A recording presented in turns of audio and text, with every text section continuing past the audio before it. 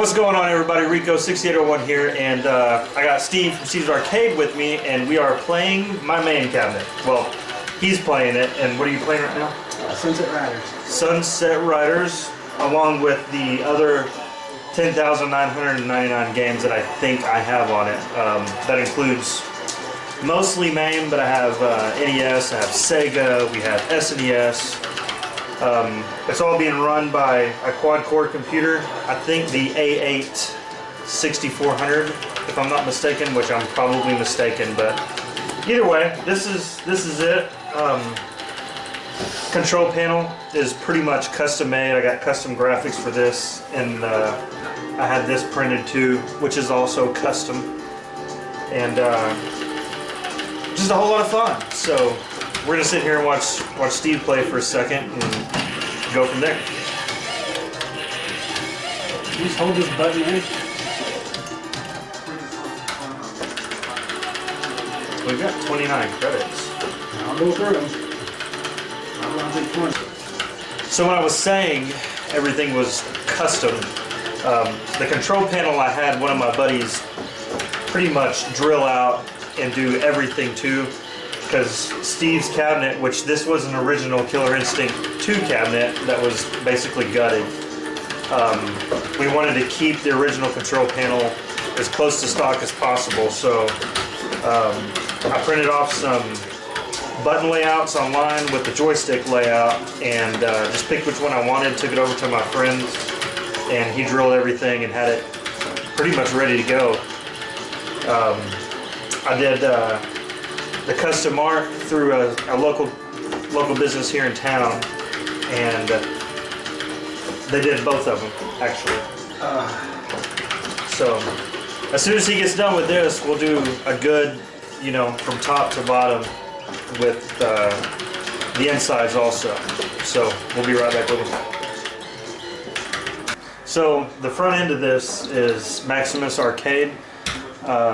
We tried Hyperspin. Hyperspin was an absolute nightmare, and Maximus Arcade is by far the easiest to set up and throw all the ROMs into a folder and pretty much go from there.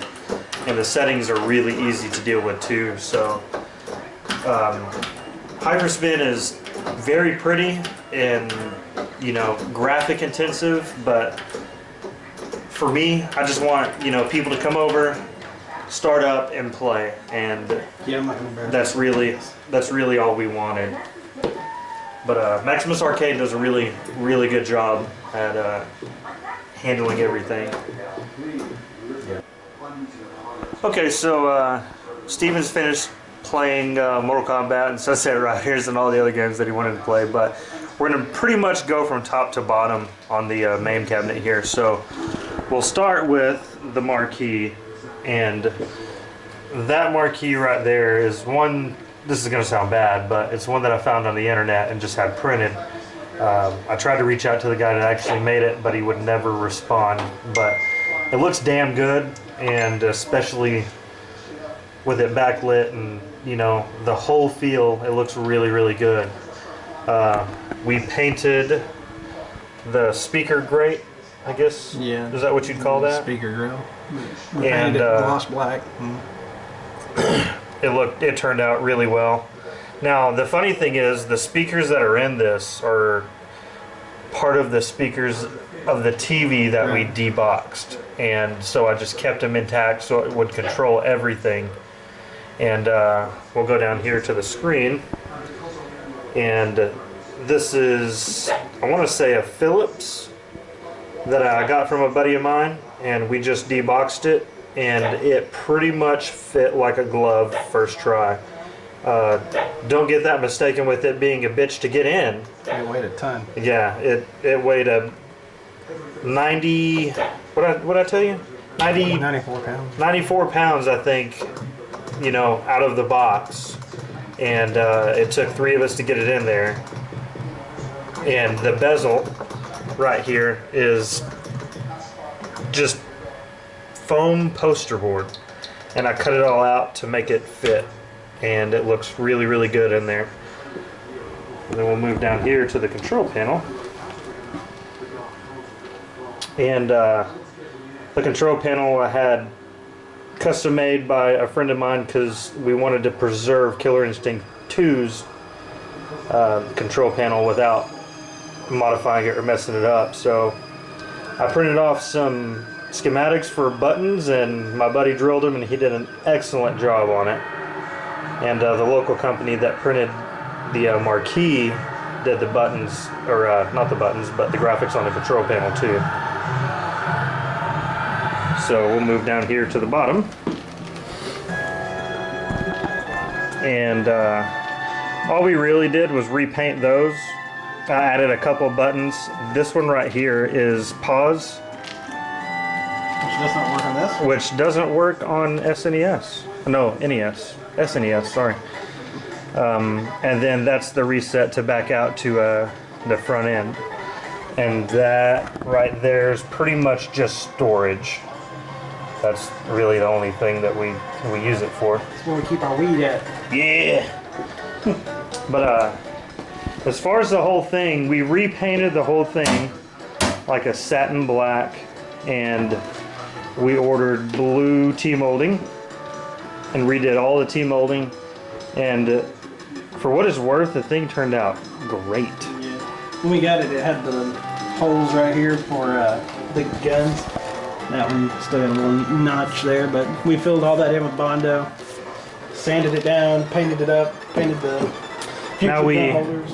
we kept the gun holders really to hold controllers or whatever else we could figure out. And what's funny is I really haven't used them a whole lot, which Steven's probably gonna slap me now that I say that. I told you. Yeah, he told me. So that's the whole cabinet, and it looks really, really good. It plays really well. And now we'll get to the control panel underneath. All right. Well, as you can see right there, we have SNES playing, and we have SNES, NES, Sega, which I think I said all that earlier. But here's the bottom of the control panel, and Steven wired all of that. Thank you. And it looks like a mess, but it's like controlled chaos here. it is. It very much is controlled chaos, and I'll add a link to everything that I ordered for you guys that are looking to do this, because we spent all together in paint, T-molding, buttons, this little jewel right here. I want to say about 175, 150, something like that, which it really wasn't bad to get a main cabinet, because we've well enjoyed our money's worth on this. Yeah. Finding a cabinet's hard. I just happened to have this one for free. Free 30 free. Free 99. Okay, so this is the back side of the cabinet, as you can see there. And this is going to look kind of ghetto, I guess, but this piece right here is actually the front bezel of the TV. I wanted to preserve the remote interface and all the buttons, so we just kind of basically zip tied it up there. Yep. That's the, I guess, what I would call the baseboard of the TV with all the plug-ins. They call it the chassis. Yeah, the chassis. Thank you, Steven. Because I was messing that all up. Sorry. But what I have here is, I think it's a GeForce GS 8400, and it has component and S video out on that particular video card. And it worked out perfectly because we can preserve, you know, the old feel of an arcade with the scan lines and the old monitor look. So everything really came together on this cabinet. Like I said, we fought that screen in there like a champ, but everything else really came together, and I had the spare parts for the computer laying around. And I'm not quite done with it. I think we're going to throw some good looking LEDs on there, and some more blue shit. Yeah, some more blue stuff. And I don't know if you can really see in there, but that's the back of the TV. Like, we're missing the back of the cabinet by 2 inches, maybe. maybe 2 inches. And we left the back off basically just for cooling reasons. I mean, it's And Steven needed it. Yeah, it's not really. Yeah, it's going on another Mortal Kombat. Yeah, but quite proud of it. I think we knocked it out of the park, and really we couldn't have done it without Steven's cabinet. So much love to Steve from Steve's Arcade. And then if this thing still had, whoa, guess I'm not even gonna do. If this had graphics on it for Killer Instinct, I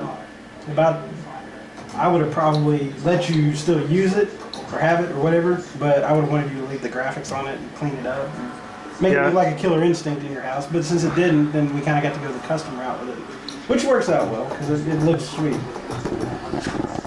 So to you guys that think that we just demolished a Killer Instinct cabinet, or that we, took away some sort of aspect of the original, we really didn't. There is zero art on this thing as it sits before we got it and right now.